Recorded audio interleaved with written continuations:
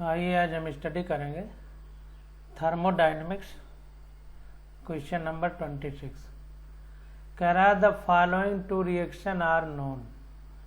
ये दो रिएक्शन है जो हमको पता है। Fe2O3 सॉलिड है प्लस 3O2CO गैस है। इससे 2Fe सॉलिड बन रहा है और 3CO2 गैस बन रही है। इसके लिए डेल्टा एच की वैल्यू दी है -26.8 किलो जूल। अगली रिएक्शन है FeO solid plus CO gas. इससे FeS solid Fe solid plus CO2 gas बन रही है। इसके लिए डेल्टा एच दिया है -16.5 किलो जूल। कह रहा है the value of delta H for the following reaction. तो नीचे रिएक्शन दी गई है, कह रहा है इसके लिए डेल्टा एच कितना होगा।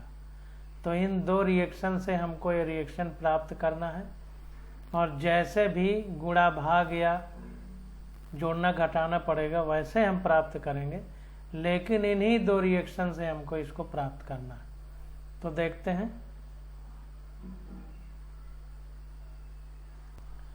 तो यहाँ पर देखिए पहली रिएक्शन हमने लिख दी जो क्वेश्चन में दिया है, और दूसरी रिएक्शन भी लिख दी जैसा क्वेश्चन में दिया है, और जो निकालना है उसके लिए delta H equal to what कर दिया। अब इसको देखते हैं।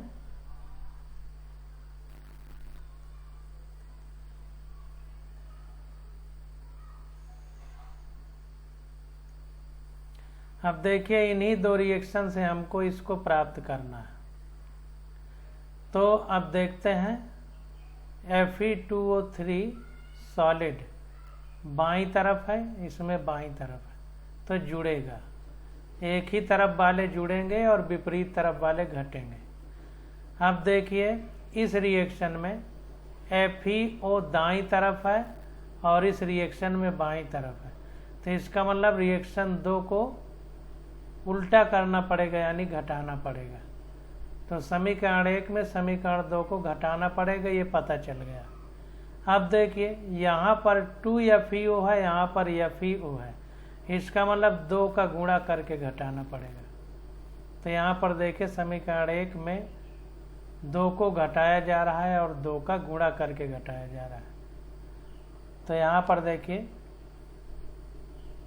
समीकरण 1 के लिए -26.8 है, -2 गुणे -16.5 हो जाएगा समीकरण 2। तो ये आ जाएगा -26.8 प्लस 33.0, ये माइनस माइनस प्लस हो जाएगा, तो ये हो जाएगा +6.2 किलो जूल। तो 26 का डी विकल्प हमारा करेक्ट हो जाएगा। अब क्वेश्चन नंबर 27 देखते हैं।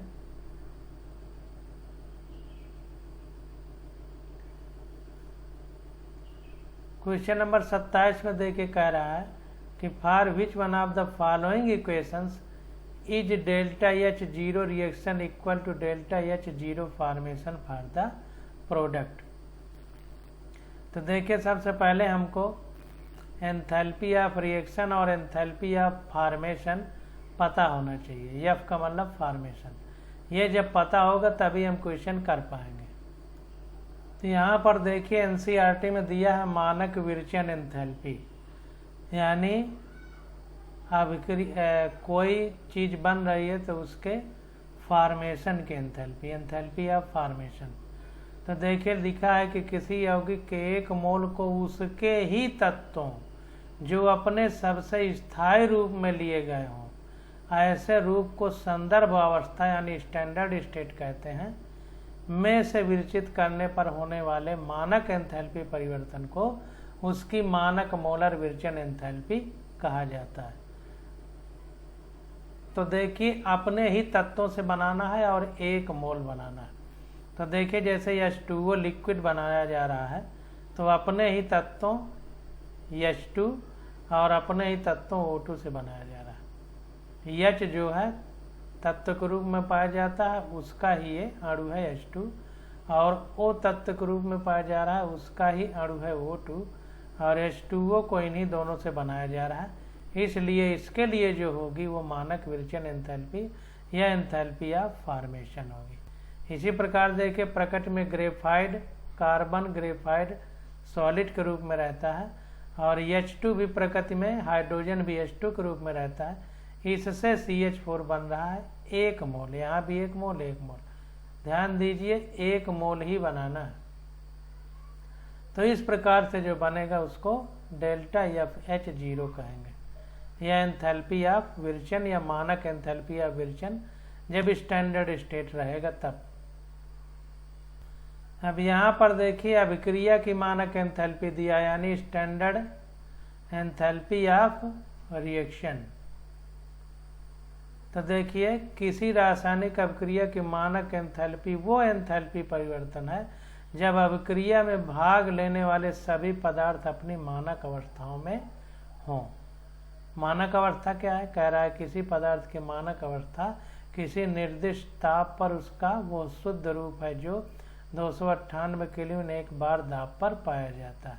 तो कोई टेम्परेचर ले लिया जाए और दाब किसी पदार्थ की मानक अवस्था किसी निर्दिष्ट ताप पर उसका वो शुद्ध रूप है जो 298 केल्विन 1 बार दाब पर पाया जाता है। तो जो भी पदार्थ लिया जाए तो वो जो है उसकी मानक अवस्था का मतलब है कि जो 298 केल्विन और 1 बार दाब पर पाया जाता है उसी को मानक अवस्था कहेंगे या स्टैंडर्ड स्टेट कहेंगे।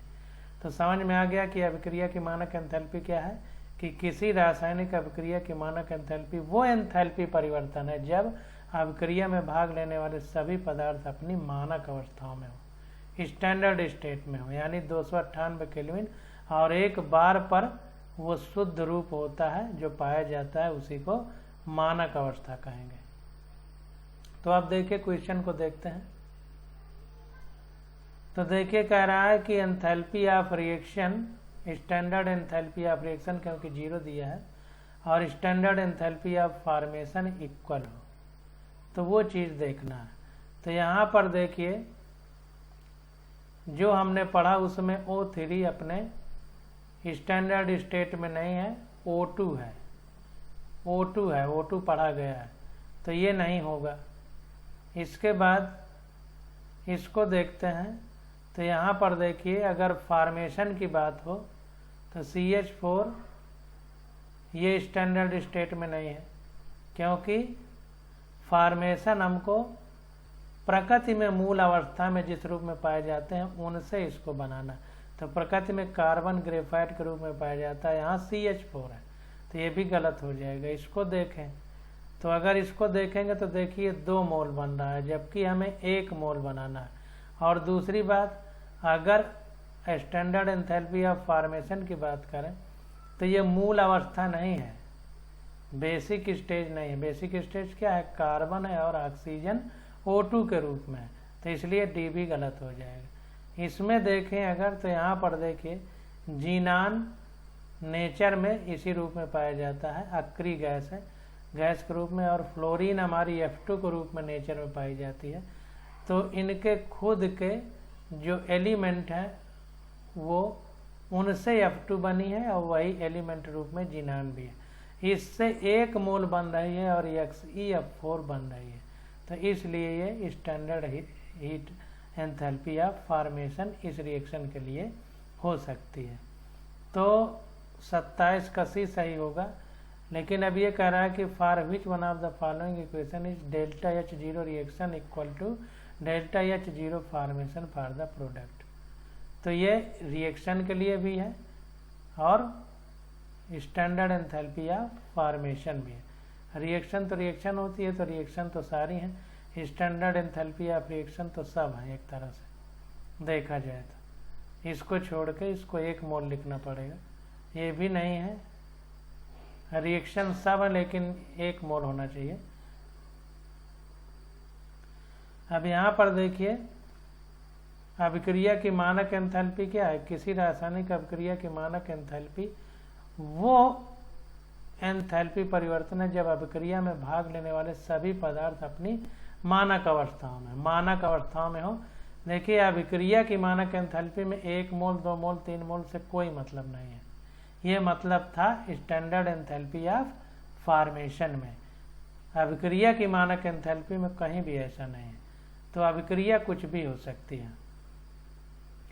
तो कहने का मतलब कि अभिक्रिया की स्टैंडर्ड एंथैल्पी ऑफ रिएक्शन में कोई भी अभिक्रिया हो सकती है, बस मानक स्टैंडर्ड स्टेट से फॉर्मेशन हो, यानी 298 केल्विन और 1 बार में जिस रूप में वो पाए जाते हों उसी रूप से रिएक्शन हो। तो 27 का सी करेक्ट हो जाएगा। इसको देखते हैं।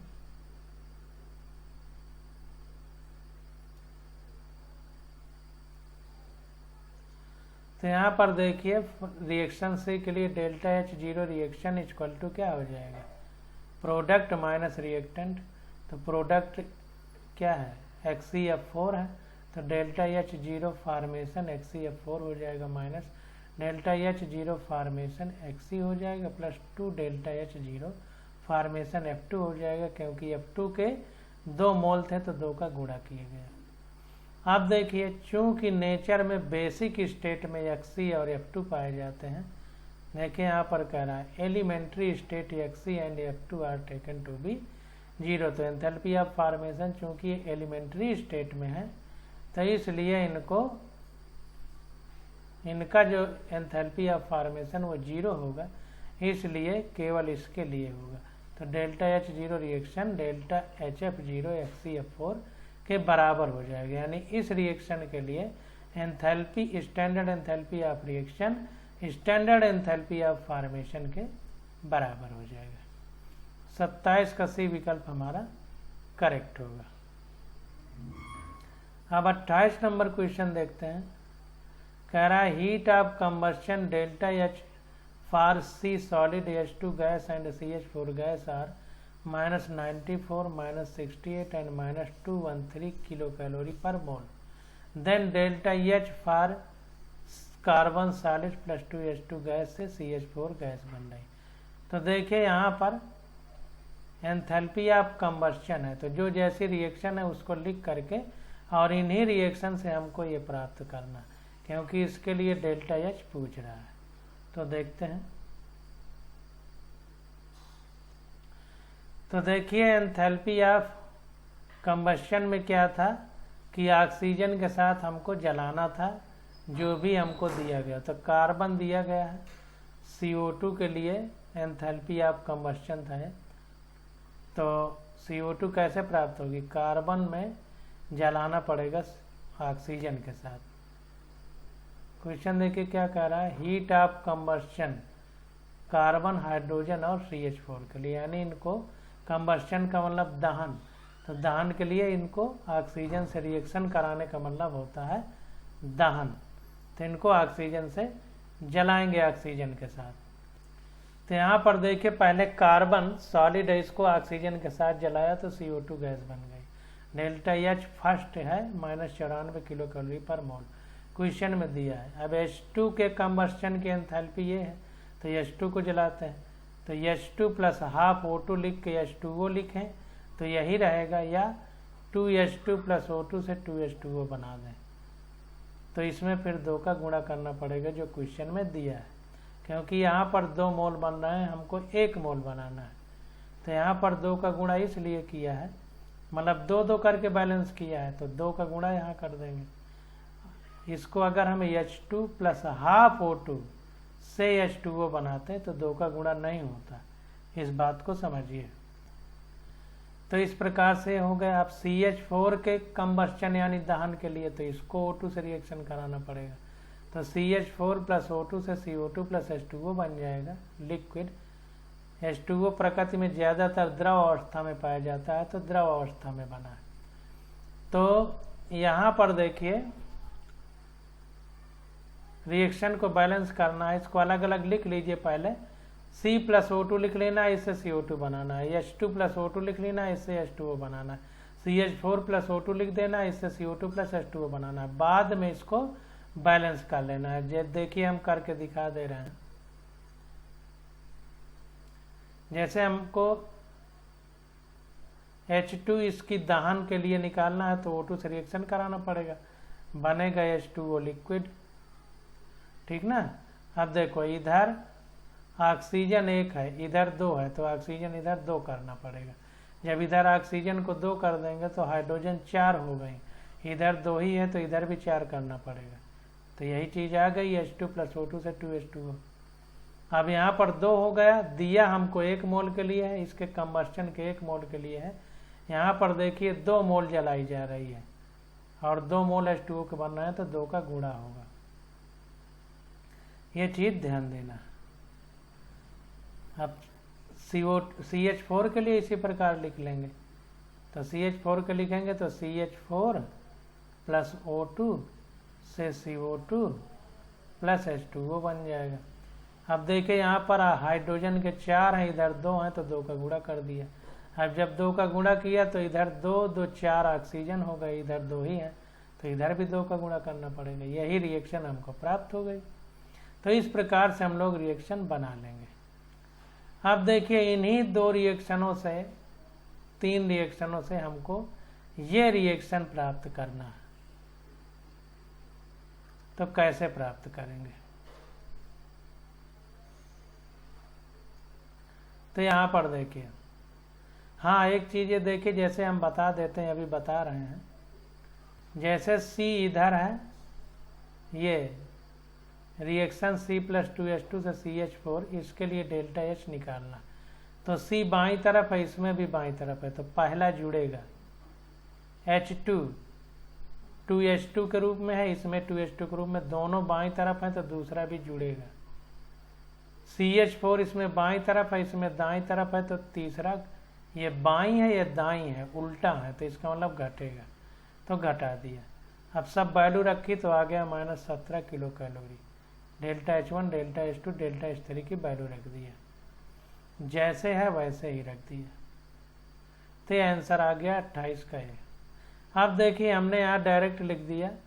हो सकता है आप यहाँ H2 + ½ O2 से H2O करते, तो आप ऐसा किया करिए कि ये सबको जैसे दिया वैसे पूरी रिएक्शन को जोड़ते चले जाइए। ये भी लिख के जोड़ देना है, तो अगर गड़बड़ होना होगा तो कुछ ना कुछ बच जाएगा, पूरा सेट होके निकलेगा ही नहीं। ऐसा करके निकालेंगे तो ज़्यादा अच्छा रहेगा, गड़बड़ी होने की संभावना कम रहेगी। अब क्वेश्चन नंबर 29 देखते हैं।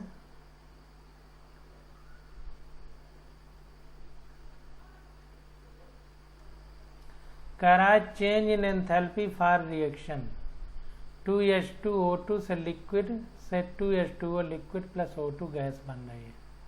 कह रहा है if heat of formation of H2O liquid and H2O2 liquid and H2O liquid are -188 and -286 kilo joule प्रति मोल रेस्पेक्टिवली।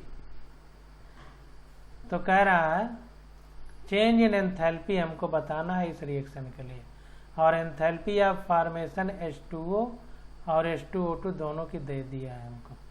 तो सीधा इसी में फार्मूले पे क्वेश्चन में रख देना है, कुछ भी नहीं करना, सीधा फार्मूले पर रख देना।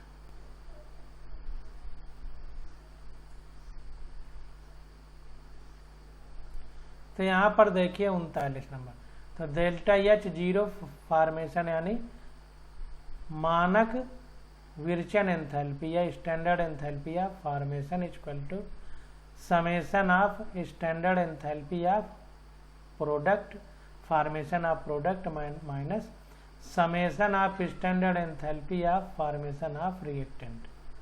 तो प्रोडक्ट में रिएक्टेंट को घटाएंगे।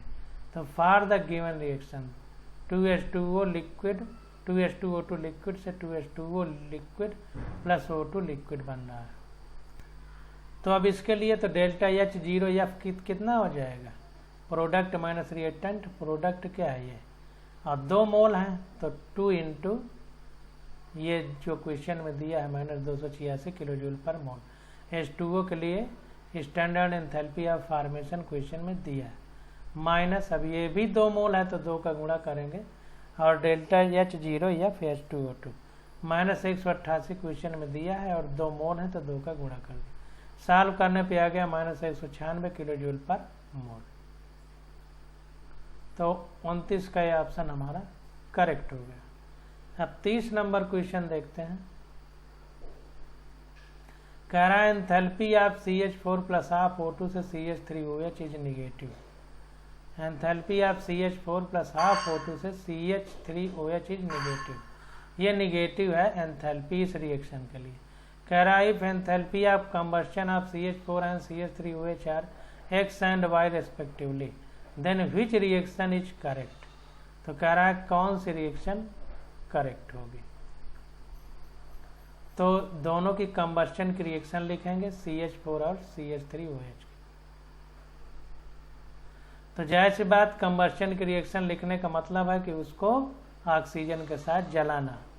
तो CH4 को ऑक्सीजन के साथ जलाया तो CO2 और H2O बन गया। ऑक्सीजन में O है, इसमें C है और H है। तो जिसमें हाइड्रोकार्बन को ऑक्सीजन से जलाएंगे तो CO2 और H2O ही बनेगा। आप देखिए बैलेंस करने के लिए इधर 2 का गुणा कर दिया, इधर भी 2 का गुणा, जैसे हमने पीछे वाले क्वेश्चन में बताया। अब देखिए कोई भी चीज़ जलाई जाती है तो दहन में हमेशा ऊर्जा निकलती है, हमेशा एनर्जी निकलती है। यानी दहन की एंथैल्पी जो होती है, enthalpy of combustion reaction exothermic होती है। एक्सोथर्मिक का मतलब ऊर्जा निकलती है। ये देखिए NCERT में मानक दहन एंथैल्पी यानी enthalpy of standard enthalpy of combustion. दहन अभिक्रियाएं प्रकृति से ऊष्मा छेपी होती हैं, यानी एक्सोथर्मिक होती हैं, ऊष्मा निकलती है इनमें। जब ऊष्मा निकलेगी तो सिस्टम और सराउंडिंग 2 होते हैं, यानी निकाय और परिवेश। जाहिर सी बात जब निकाय से ऊष्मा कम होगी तो निकाय के लिए डेल्टा H क्या होगा, निगेटिव होगा। तो इसीलिए यहाँ पर जो एंथैल्पी X और Y दी गई है तो इस रिएक्शन के लिए X दी गई थी, इस रिएक्शन के लिए Y, तो इनमें निगेटिव साइन लगाएंगे क्योंकि दहन की एंथैल्पी में ऊष्मा निकलती है तो निकाय की ऊष्मा में कमी होगी, निकाय की एंथैल्पी में कमी होगी, इसलिए माइनस साइन लगेगा।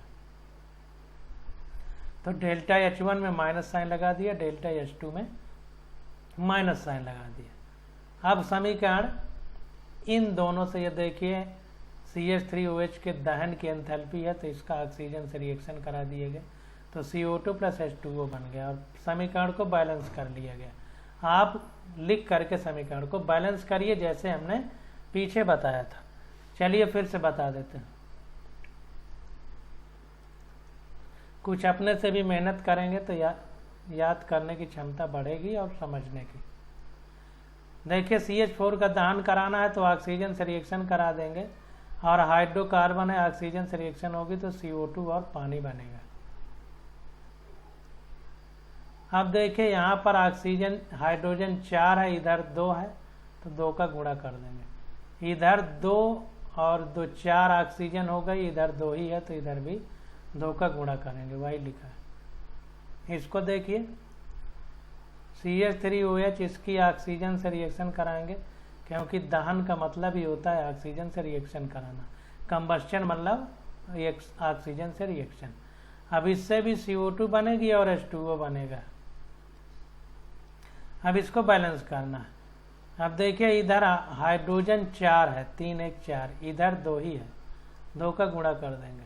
अब इधर देखिए ऑक्सीजन 4 हो गई, इधर 2 है, ऑक्सीजन 2 है तो इधर भी 4 करेंगे तो 3/2 का गुणा कर देंगे तो 2 से 2 कटेगा तो 3 और 1 4 ऑक्सीजन इधर भी हो जाएगी।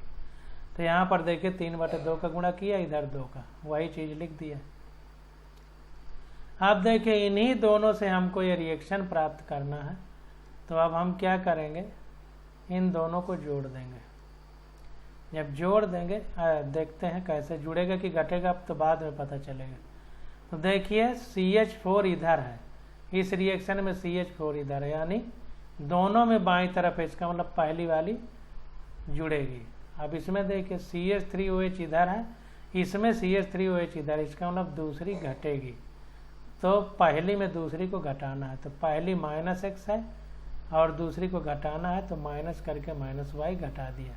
अब क्वेश्चन में कह रहा है कि ये निगेटिव है, क्वेश्चन में हमसे कह रहा है इसके लिए डेल्टा H3 निगेटिव है तो निगेटिव लिख दिया। अब देखिए माइनस हटेगा, माइनस का गुणा कर देंगे तो Y -X हो जाएगा बराबर माइनस निगेटिव हो जाएगा। अब ये निगेटिव लाने के लिए ज़रूरी है कि आंसर निगेटिव लाना है तो अगर ये ज़्यादा होगा तो आंसर पॉजिटिव आएगा और ये चूँकि निगेटिव है और ज़्यादा हो जाएगा तो आंसर निगेटिव होगा, इसलिए X को Y से ज़्यादा होना पड़ेगा। तो x is greater than y। 30 का ये विकल्प हमारा करेक्ट हो जाएगा।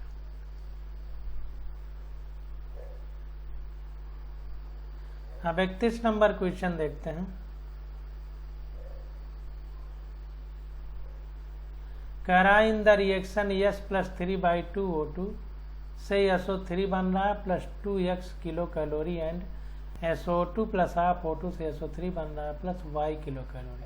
तो कह रहा है the heat of formation of SO2 is, heat of formation, यहाँ पर देखिए 1 मोल है, यहाँ भी 1 मोल है, और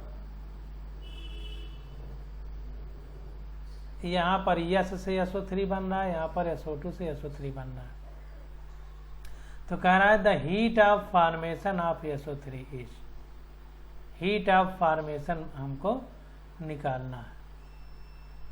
तो देखते हैं, तो हीट ऑफ फॉर्मेशन के लिए रिएक्शन लिखेंगे और इन्हीं दो ऊपर वाली रिएक्शन से हमको प्राप्त करना होगा।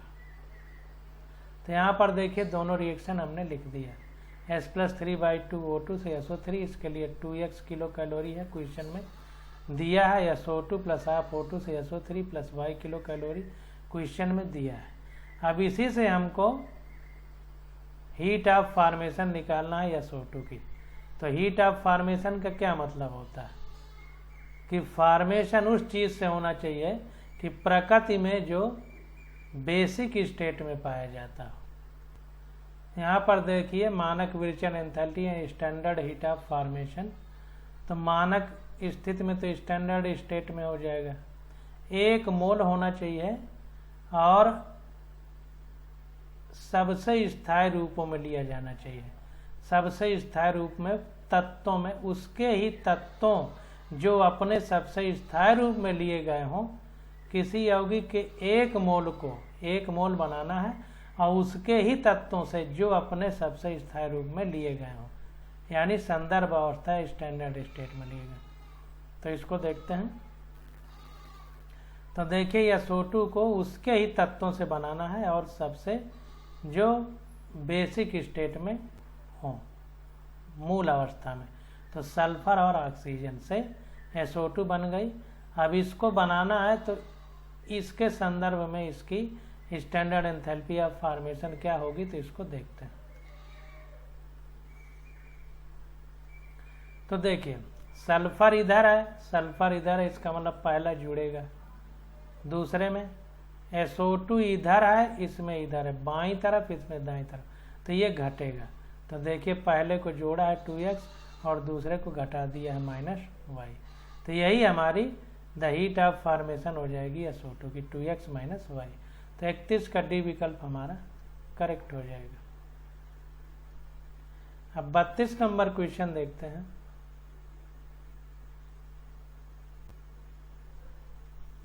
कह रहा है गिवन दैट C+O2 से CO2 बन रही है delta H0 = -x kilo joule, और 2CO + O2 से CO2 बन रही है delta H0 - y kilo joule. तो कह रहा है the enthalpy of formation of carbon monoxide will be, carbon monoxide के निर्माण की एंथैल्पी क्या होगी। फॉर्मेशन कॉलम निर्माण या विरचन एंथैल्पी कह सकते हैं। तो हमको कार्बन मोनोऑक्साइड बनाना है, फिर इन्हीं दोनों रिएक्शन से तुलना करना है। और फॉर्मेशन का मतलब उसके बेसिक जो एलिमेंट स्टेट में प्रकृति में पाए जाते हैं उस स्टेट से हमको बनाना है, बेसिक जो हो। तो यहाँ पर देखिए जो क्वेश्चन में दिया है C+O2 CO2 -x और CO + O2 से 2CO2 से -y, इसको लिख लेते हैं।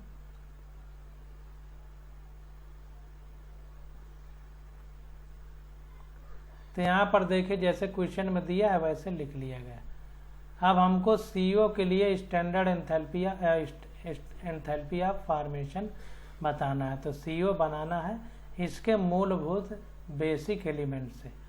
तो कार्बन सॉलिड यानी ग्रेफाइट के रूप में रहता है और ऑक्सीजन O2 के रूप में रहता है। तो C + हाफ O2 से CO गैस बनेगी, कार्बन सॉलिड के रूप में रहेगा, O2 गैस के रूप में। अब इन्हीं दो रिएक्शन से इसकी तुलना करना है।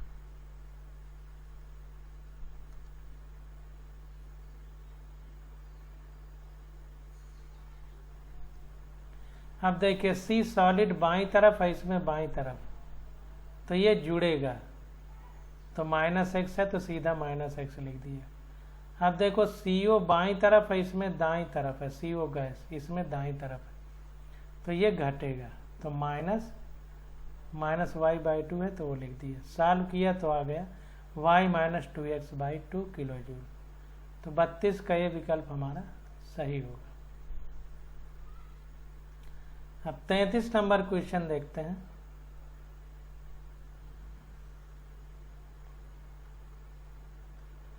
कह रहा है if enthalpy of formation for C2H4 gas, CO2 gas and H2O liquid at 25 degree centigrade and 1 atmosphere pressure are 52 -394 -286 kilojoule per mole respectively, then enthalpy of combustion of C2H4।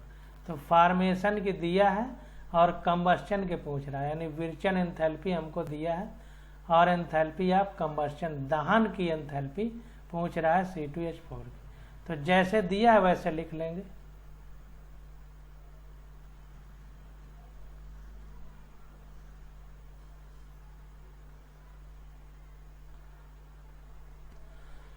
तो देखिए CH4 के कंबस्शन या दहन का मतलब है कि oxygen से रिएक्शन करा देना। तो ऑक्सीजन से रिएक्शन कराएंगे तो CO2 और H2O बनेगा। तो CO2 और H2O बना, इस रिएक्शन को बैलेंस कर लिया। इसको ऐसे लिखेंगे